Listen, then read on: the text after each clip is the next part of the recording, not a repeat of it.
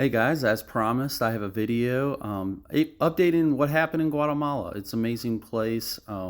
You're seeing views of volcanoes everywhere. We're surrounded by four. One of them was active. It's Fuego, Agua, and then there's another one in Spanish I cannot pronounce. You see here, there's some people hiking through the mountains. They're farmers.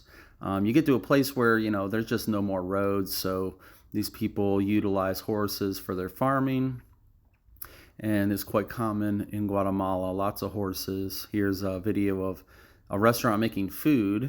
So you can kind of see, these are chicharrones, and they're making, in the restaurant. And so here we are in the mountains. There's some people walking up, lots of traffic, foot traffic. You're seeing us mix concrete in the street for this kitchen. You can kind of see there.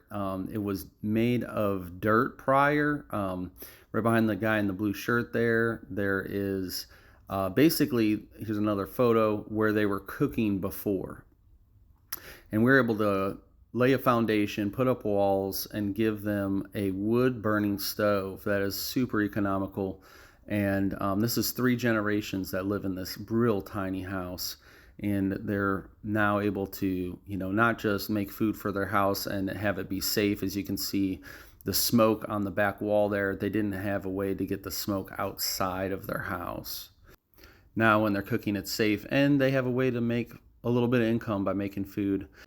This is the community's kids center, ran by a Christian ministry under the name of Mysterio. I want to know I'm saying that right. It's a father and 3 sons who we befriended, and they were basically at the head of, doing the community effort here. You can see the children sitting on wood, dirt floors. They don't have walls in this center. It's extremely poor area, but the children were so happy to be there. They load up every week and come here just to hear God's word. And really, these children, they're the evangelists to the community, because they come and then they bring their parents. And some of them you may see in some of these pictures. It's just wonderful to see such humble people hungry to be part of the community, pour into the community. Even though they don't have much, they're still willing.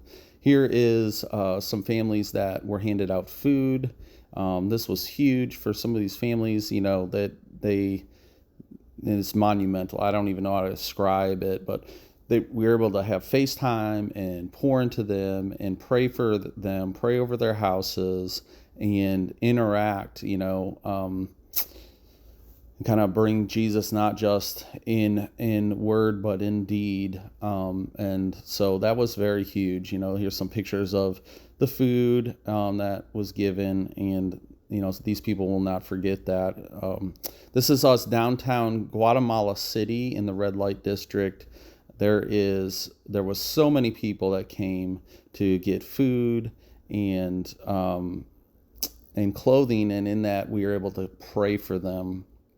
And we got to see people delivered, like manifestations, demons got cast out, people got delivered, saved, and we saw healings. Jesus healed a man who was lame and could not walk, could not move his ankle, and his name was Hugo. I wish I had a picture, but we had to go, so I didn't have a picture of Hugo. But it was amazing. God moved in his life. He was already a believer, and that was huge. And then one of the other guys just kept coming up to me yeah, throughout the whole night, just giving me a thumbs up, because he was just so happy that Jesus healed him, and he's one of the ones that gave his life to Jesus as well. So love that, love being part of the downtown movement. In that short amount of time we had, it was incredible. These are some pictures of some of the more touristy areas. I got to meet some of the vendors and pray for them, and it was just really awesome to see Jesus showing up all the time, everywhere we went, and got to befriend people that I know will remember me if I come back and continue to build a relationship with them. It was very sweet and precious. They're amazing people, these Guatemalans. This is the house that we stayed at. They are a ministry training house. And Casa de Fuego, if you ever wanted to go to Guatemala and stay somewhere safe, you could be there. They could also help you in training or connecting you with people to do ministry in Guatemala. With everything that was done, it was just amazing to see the lives that were changed, not just the lives in Guatemala, but the lives that showed up to serve Guatemala. So thank you for everything, guys. Short video. If you have more questions, you want to hear more, I would love to sit down and talk to you on more details, because it was a lot that happened. I could do a whole nother video on a ministry out there that's doing amazing work that I was having the blessing to be part of. And through this mission trip, doors opened. And what is next? The next thing is Pakistan. So at some point, I will be letting you know about my upcoming trip to Pakistan. Thank you guys for everybody that supported in prayer and supported financially, supported my family. We do this together. There's those that are sent and those that are go, and both are important. We need to be either sending or going. Remember that you are part of it no matter what. And you may be sending, but someday it might be you that goes.